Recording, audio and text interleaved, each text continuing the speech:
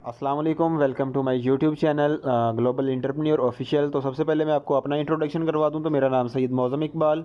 मेरा मिशन है कि मैंने यंग जनरेशन को नॉलेज और अवेयरनेस देनी है और एक मुकाम तक पे लेके जाना है। तो सबसे पहले अगर आप इस चैनल पर नए हैं तो इस चैनल को सब्सक्राइब कर दें और बेल आइकॉन पर क्लिक कर दें ताकि आपको लेटेस्ट अपडेट्स इस हवाले से मिलती रहें।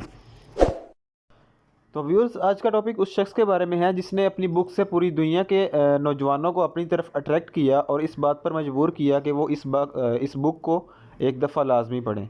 तो इस शख्स का नाम है रॉबर्ट कियोसाकी, जिन्होंने rich dad and poor dad book लिखी और यंग जनरेशन को इस बात का आइडिया दिया कि वो अपनी इनकम कैसे प्रोड्यूस कर सकते हैं। तो इन्होंने एक बात कही थी कि जो गरीब और मिडिल क्लास लोग हैं वो पैसे के लिए काम करते हैं, लेकिन जो इसके बरअक्स अमीर लोग हैं वो पैसे के लिए काम नहीं करते, लेकिन पैसा उनके लिए काम करता है। वो अपनी तरीक़ाकार इस तरह का बनाते हैं कि वो पैसा उनके लिए वर्क करता है।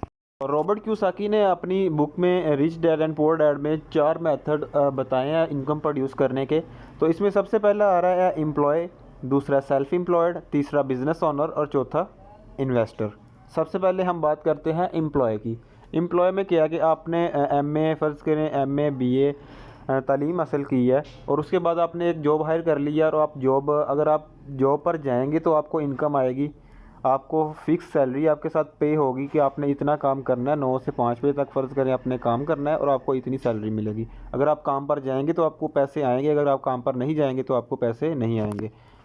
तो इसके बाद हम दूसरी कैटेगरी की बात कर लें तो सेल्फ़ एम्प्लॉयड में क्या होता है कि आपने अपना कोई भी फ़र्ज़ करें कोई भी अपना काम स्टार्ट किया खुद से। फॉर एग्ज़ाम्पल आपने कोई अपना स्टोर ओपन कर लिया है, मेडिकल स्टोर ओपन कर लिया है। तो मेडिकल स्टोर ओपन करने के लिए सबसे पहले आपको स्टार्टिंग पे उसके लिए इन्वेस्टमेंट चाहिए। इन्वेस्टमेंट क्या है कि आपने उसका ऑपरेटिंग सिस्टम बनाना है, आपने उसमें मेडिसिन का स्टॉक लेके आना है।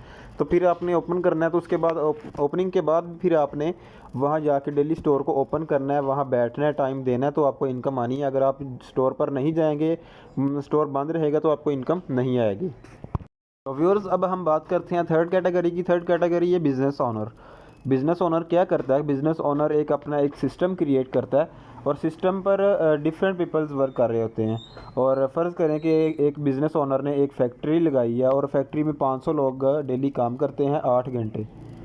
और 500 लोग अगर 8 घंटे काम करेंगे तो वो डेली का उसका लिए 4000 घंटे काम हो रहा है और उसको 4000 घंटे की इनकम आ रही है। तो उसने क्या किया? सबसे पहले अपना एक सिस्टम क्रिएट किया और सिस्टम ने उसके लिए वर्क किया तो उसको पैसिव इनकम आ रही है। वो चाहे घर बैठा है चाहे जहाँ पे भी है, उसको पैसिव इनकम आती रहती है। तो बिज़नेस ओनर को थोड़ा सा स्टार्टिंग में रिस्क लेना पड़ता है। इसकी बेस्ट एग्जांपल अगर मैं आपको दूं तो सबसे इसकी बेस्ट एग्जांपल ये है कि एलन मस्क जो दुनिया का अमीर तरीन शख्स है, इसके पास 100 करोड़ की प्रॉपर्टी थी जो इसने सारी बेची अपनी प्रॉपर्टी और अपनी बिज़नेस पर इन्वेस्ट की और ख़ुद किराए के मकान पर शिफ्ट हो गया और आज दुनिया का अमीर तरीन शख्स है एलन मस्क। फोर्थ वन हमारे पास आ जाता है इन्वेस्टर। इन्वेस्टर क्या काम करता है कि अपने पैसे को स्मार्टली कहीं पे भी इन्वेस्ट करता है और फिर पैसा उसके लिए काम करके उसकी कीमत को बढ़ा देता है और ये सबसे बेस्ट टाइप ऑफ अर्निंग है। व्यूअर्स, अब मैं आपके सामने rich dad and poor dad की समरी के कुछ पॉइंट्स पेश करूंगा। तो सबसे पहला पॉइंट है have a clear purpose in your mind, कि आपका जो मकसद है आपके माइंड में वो क्लियर होना चाहिए, उसमें किसी किस्म की कन्फ्यूजन नहीं होनी चाहिए। तो second, be in control over your emotions, कि आपके इमोशंस के ऊपर आपका कंट्रोल होना चाहिए। कि अपने इमोशंस को अपनी जो वर्क है उसके साथ आपने रिलेट नहीं करना, उसको सेपरेट रखना है।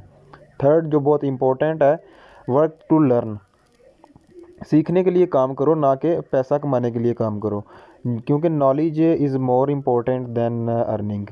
तो सीखने का काम तकरीबन 90% काम जो होता है नॉलेज वो सीखने का होता है और काम सिर्फ कमाने का 10% होता है। तो उसके बाद लास्ट पे जो इसका एक बहुत इम्पोर्टेंट कोट है वो ये है कि जो जीतने वाला विनर होता है वो कभी हारने से घबराता नहीं है, जबकि जो लूज़र होता है वो घबरा जाता है हारने से।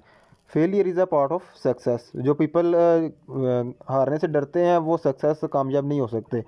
तो थैंक यू फॉर वाचिंग। अगर अपने चैनल को सब्सक्राइब नहीं किया तो सब्सक्राइब करके बेल आइकॉन पर क्लिक कर दें और नई वीडियोस देखते रहें।